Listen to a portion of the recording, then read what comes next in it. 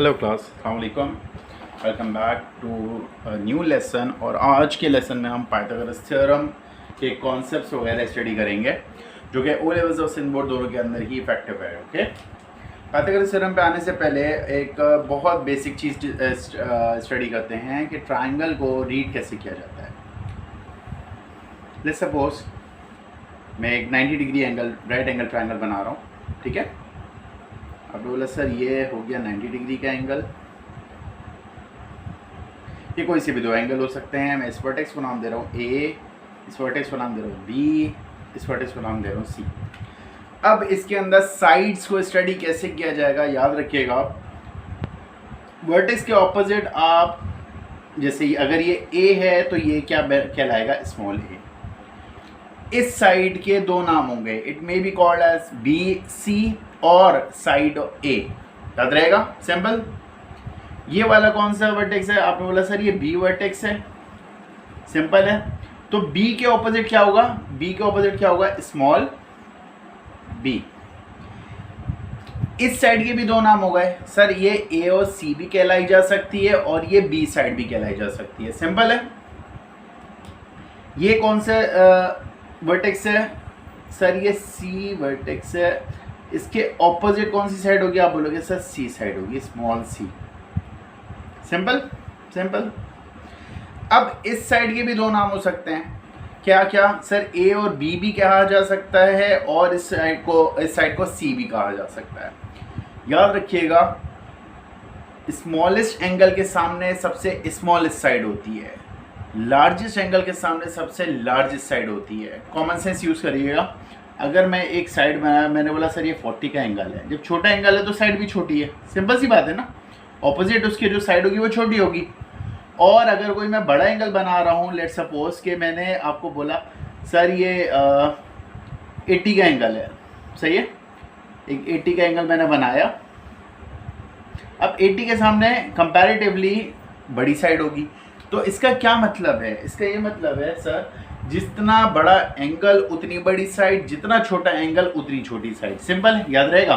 अब अगर हम इस चीज़ को यहाँ पे इम्प्लीमेंट करते हैं, सर अगर एक एंगल 90 का है तो ये सबसे बड़ा एंगल हो गया, इन तीनों एंगल में से सबसे बड़ा एंगल हो गया। अगर सबसे बड़ा एंगल है तो इसका मतलब है सबसे बड़ी साइड इसके सामने वाली हो गई, सिंपल सिंपल। इसको आप नाम दे दोगे हाइपोटेनस साइड का, याद रहेगा। सबसे लार्जेस्ट साइड को कहा जाता है हाइपोटेनस पाइथागोरस थ्योरम में, या फिर आप ट्रिग्नोमेट्रिक रेशियोज के जहाँ पे भी इस टर्म को यूज़ करोगे हाइपोटेनस को। हाइपोटेनस का मतलब ये होगा side opposite to largest angle, और राइट एंगल ट्रायंगल में लार्जेस्ट एंगल 90 डिग्री का होता है। तो क्या चीज़ सीखी सर, 90 डिग्री के सामने वाली साइड क्या कहलाएगी, हाइपोटेनस कहलाएगी। अब पाइथागोरस थ्योरम ये बोलता है कि जो सबसे बड़ी साइड है, आपने बोला हाँ सर वो तो हाइपोटेनस है, उसका अगर हम स्क्वायर लेते हैं तो जो बाकी दो साइड्स है ना उनके स्क्वायर का सम के बराबर होती है। इसका मतलब है बी स्क्वायर प्लस सी स्क्वायर, समझ आ रही है बात। बी स्क्वायर प्लस सी स्क्वायर, इन दोनों का स्क्वायर का सम जो है वो किसके बराबर होगा, हाइपोटेनस के स्क्वायर के बराबर होगा। ये कहलाता है पाइथागोरस थ्योरम।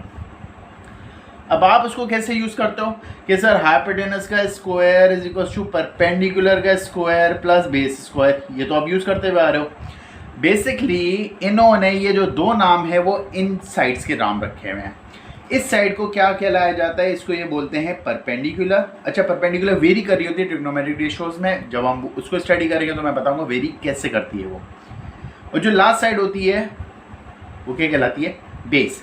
तो बेसिकली पाइथागोरस थ्योरम क्या है, हाइपोटेनस का square is equal to perpendicular का स्क्वायर प्लस बेस का स्क्वायर। और अगर आप उसको ये साइड नहीं यूज कर रहे नाम, तो आप क्या बोलोगे सर सबसे लार्जेस्ट साइड का जो स्क्वायर होगा बेसिकली वो किसके बराबर होना चाहिए, जो दोनों रिमेनिंग साइड्स है ना उनके स्क्वायर के सम के बराबर, उनके स्क्वायर के सम के बराबर, याद रहेगा, सिंपल। रीड करना आ रहा है ट्राइंगल को रीड करने का तरीका क्या है, सर वर्टेक्स के सामने उसी की साइड है, वर्टेक्स के सामने उसी की साइड है, वर्टेक्स के सामने उसी की साइड है, सिंपल। सर हमने एक चीज़ सीखी हुई है, जो सबसे बड़ा एंगल होता है उसके सामने सबसे बड़ी साइड होती है ट्रायंगल के अंदर, जो सबसे छोटा एंगल होता है उसके सामने सबसे छोटी साइड होती है। अगर एक ट्रायंगल राइट एंगल ट्रायंगल है, इसका मतलब है एक एंगल 90 का है ही, और 90 सबसे लार्जेस्ट एंगल कहलाएगा किसी भी ट्राइंगल के अंदर, राइट एंगल ट्राइंगल के अंदर। इसके सामने कौन सी साइड होगी, आप बोलोगे सर सबसे लार्जेस्ट साइड है, तो पाइथागोरस थ्योरम बेसिकली ये फॉर्मूला है, सिंपल इजी।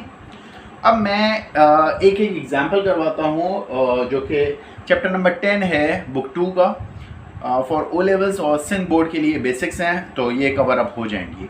अच्छा जी, एक क्वेश्चन हम आज कर लेते हैं और इसके बाद मैं बताऊंगा ये इम्प्लीमेंट कैसे होता है कुछ सिनेरियोस के अंदर। लेट्स सपोज मैं फॉर्मूला वहीं लिखा हुआ है, इसको मैं रफ करके मैं यहाँ पे एक क्वेश्चन लिख रहा हूँ।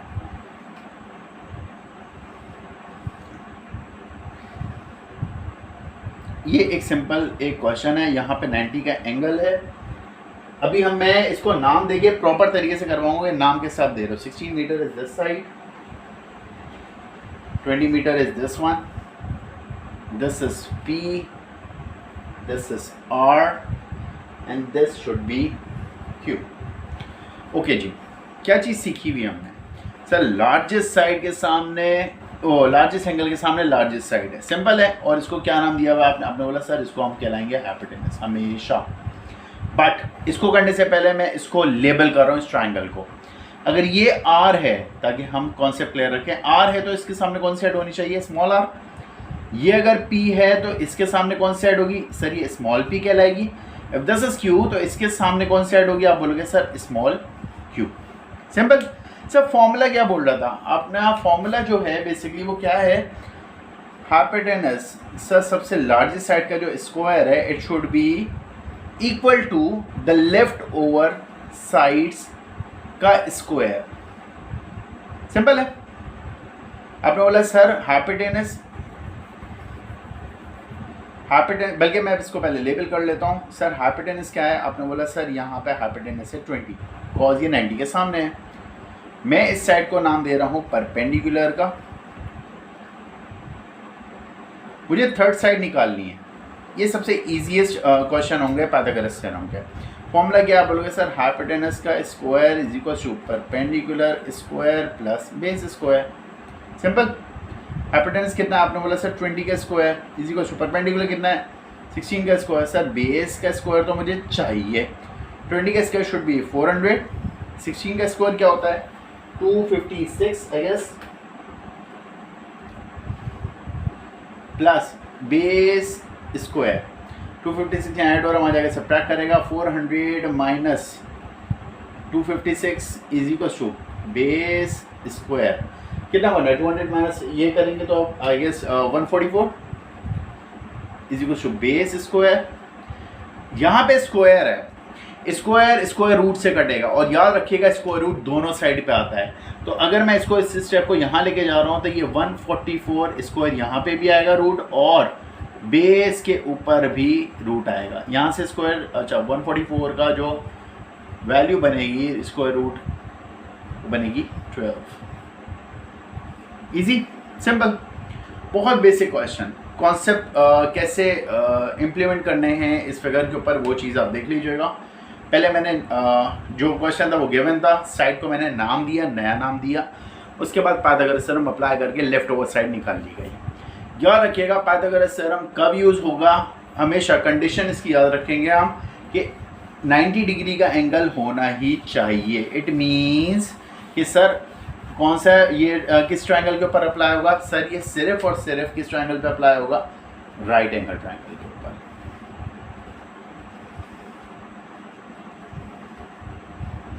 सिंपल, राइट एंगल ट्रायंगल पे क्यों सर, क्योंकि 90 डिग्री के सामने वाली साइड हाइपोटेनस कहलाएगी। पाइथागोरस थ्योरम अप्लाई करने के लिए sir you should have two sides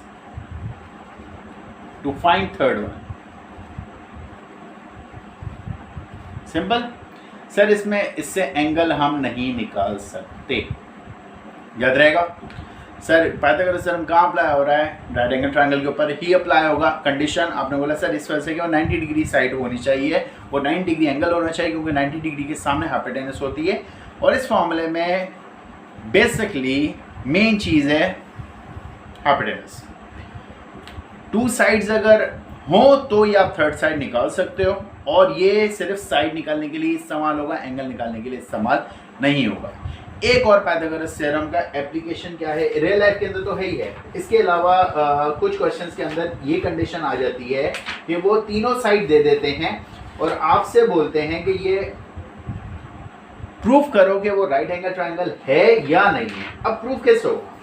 अगर मैं आपको दो साइड्स दे दूं, मैं आपको एक ट्रायंगल बोलूं कि भाई ये इसकी दो साइड्स दे हुई हैं, मैंने वो तीनों साइड्स दे दी हैं, अब आप ये अप्लाई प्रूफ कर दो कि ये 90 डिग्री एंगल है या नहीं है। लेट्स सपोज एक ट्रायंगल है ABC, ठीक है, AB इसमें है 39,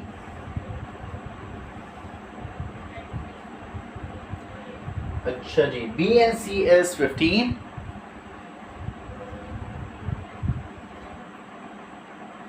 AC है 36। प्रूफ क्या करना है? वो बोल रहा है सर आप ये प्रूफ कर दो कि ये राइट एंगल ट्रायंगल है या नहीं है। आप बोलोगे सबसे बड़े एंगल के सामने सबसे बड़ी साइड होती है। अगर ये 90 डिग्री का एंगल होता तो सबसे बड़ी साइड 90 के सामने होती। इसका मतलब क्या है सर? सबसे बड़ी कौन सी साइड है? कौन सी साइड है? इसका मतलब है अगर ये 90 डिग्री एंगल होगा तो ये कौन सी साइड कहलानी चाहिए? हाइपोटेनस। बाकी दो साइड का नाम देने की कोई ज़रूरत नहीं है। आप बोलोगे फॉर्मूला क्या है? हाइपोटेनस का square is equal to perpendicular square plus base square. Simple. Hypotenuse कितना? आप बोलोगे सर 39 का square should be equal to, simple, 39 का स्क्वायर कितना होता है?